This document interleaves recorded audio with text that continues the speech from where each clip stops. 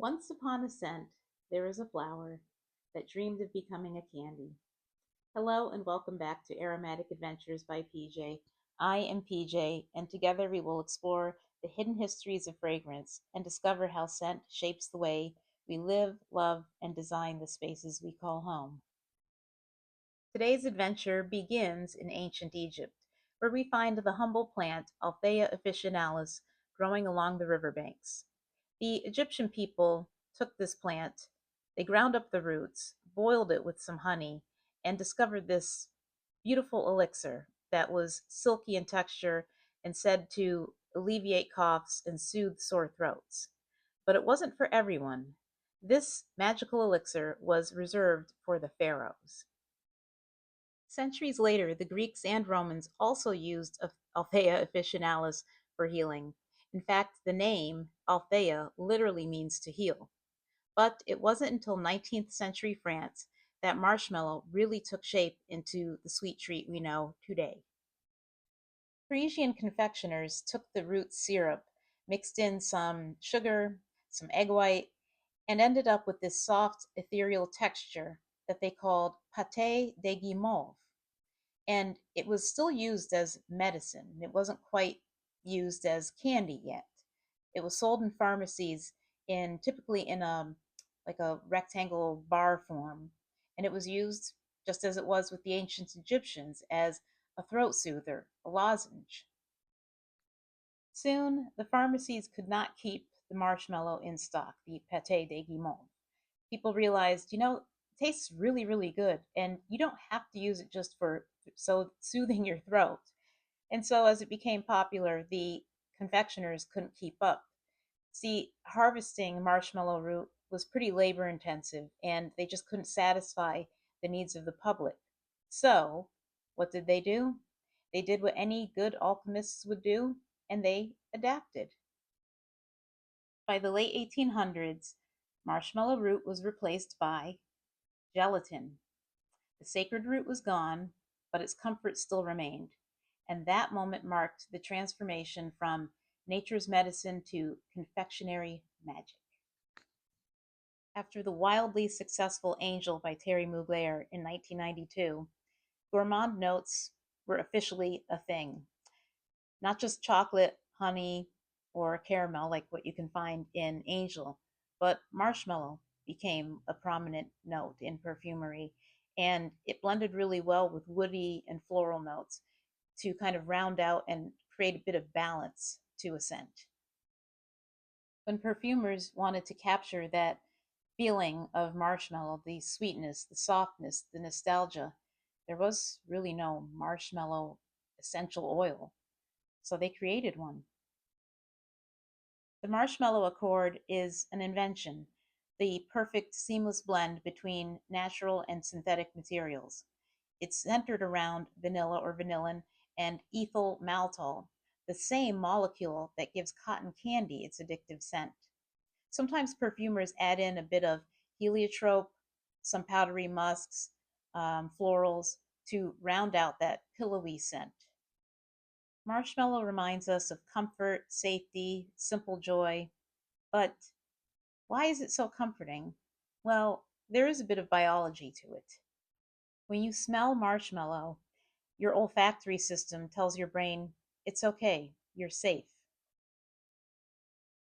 Marshmallow is currently having a moment which I don't think will fade anytime soon. People really love the scent of marshmallow. I mean, it just goes well with so many different things. And as I said, it's a comfort scent. And we all love comfort, especially as we are going into winter right now. There have been several fragrances with marshmallow notes that have been wildly successful. Kais, I think I'm pronouncing their name correctly. Kais Delicia di Marshmallow, which was marshmallow, sugar, and vanilla. That was a runaway smash hit. Everybody had to have that. And it was a great scent. It really lives up to its name. There's also Dolce and Gabbana Pour Femme, which is marshmallow, raspberry, and orange blossom. The orange blossom works so well with the marshmallow. You get that floral, but you also get the sweetness and the fruitiness. They all come together beautifully. I love that scent for spring. There is Kayali Bougie Marshmallow. which is marshmallow, strawberry, and whipped cream. Again, winner. There's Princess by Killian, which is marshmallow with matcha tea and ginger. Kind of unusual, but it still works. The marshmallow is prominent, but you get that little kick of ginger. And there's a scent that one of my friends likes, Ari by Ariana Grande. It's raspberry with marshmallow, of course, pear, and rose. I have not tried that yet. I was a little bit put off by the bottle. I don't know why. That little puff, I think, on it. I'm going to go to Ulta and give that one a shot. But if you love marshmallow, you have to try and seek out Mariah Carey's first fragrance. Yes. In 2007, she released a scent called M.